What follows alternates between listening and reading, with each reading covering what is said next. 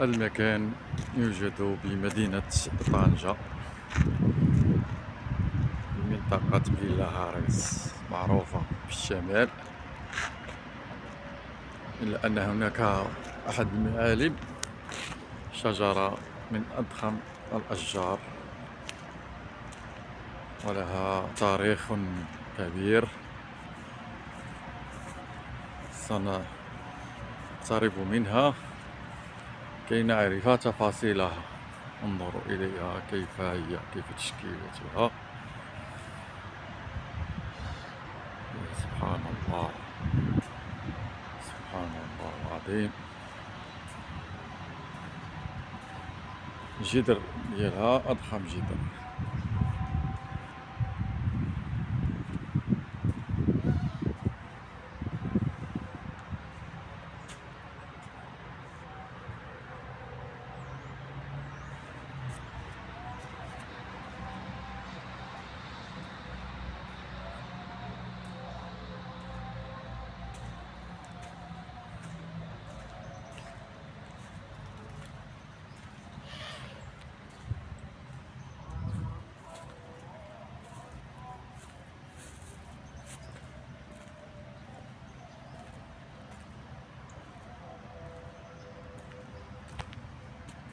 الصحافي البريطاني يبني له دارا كبيرة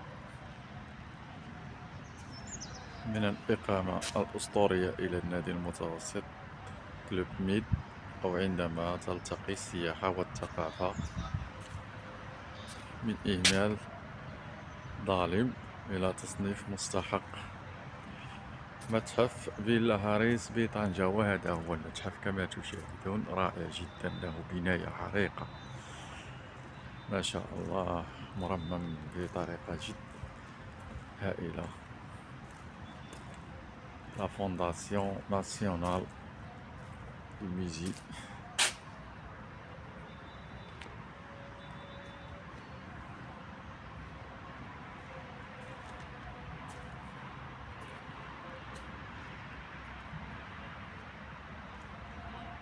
هنا تلاحظ توقيت الافتتاح من الاثنين إلى الأحد، يغلق يوم الثلاثاء. 20 درهم للبالغين أدلت، 10 دراهم لأقل من 18 سنة من تحت. ويوجد بها عدة مرافق.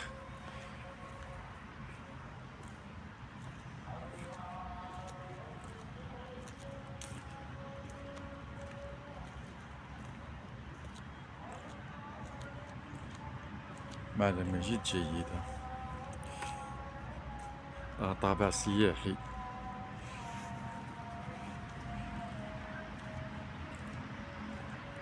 هذه بعض الصخور كأنها منقوشة، عليها نقوش.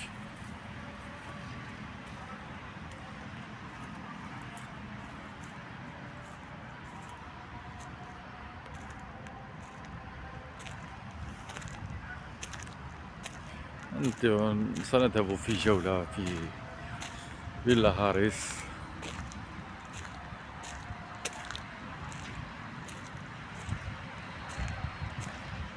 أشجار النخيل،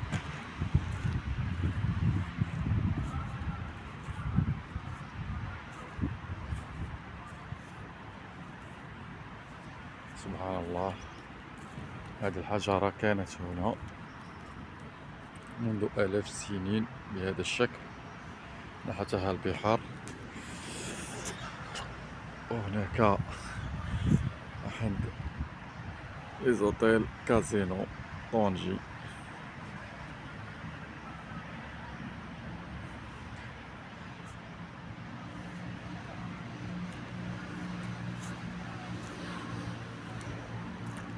ننظر من الأشياء الأخرى لهذه الفيلا هاريس الذي تم إنشاؤها،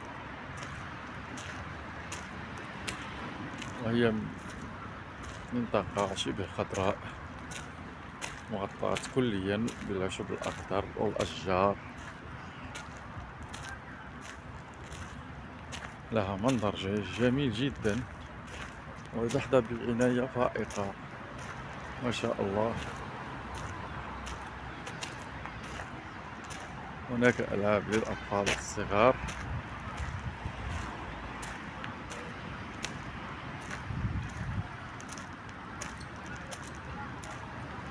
يوجد مرفق للأطفال الصغار. هناك مرأى بالسيارات.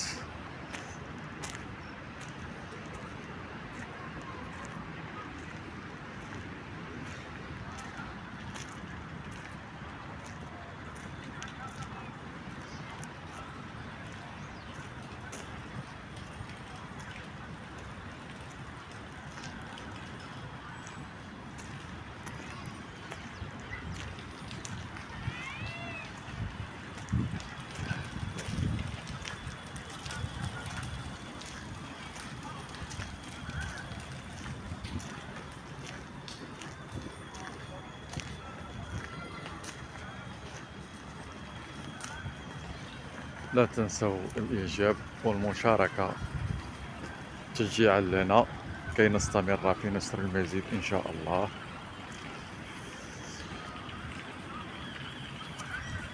إرضاؤكم هدفنا أيها الجمهور العزيز، وشكرا لكم اللي وصلت لنهاية الفيديو. ما ينساش يشارك الفيديو مع الأصدقاء ديالو، ديرنا شي متابعة، بارطاج، جيم، كومونتير، شي كومونتير زوين. هاو اللي كتبنا غير اش من مدينة هو كيتابعنا، من أي مدينة يتابعنا.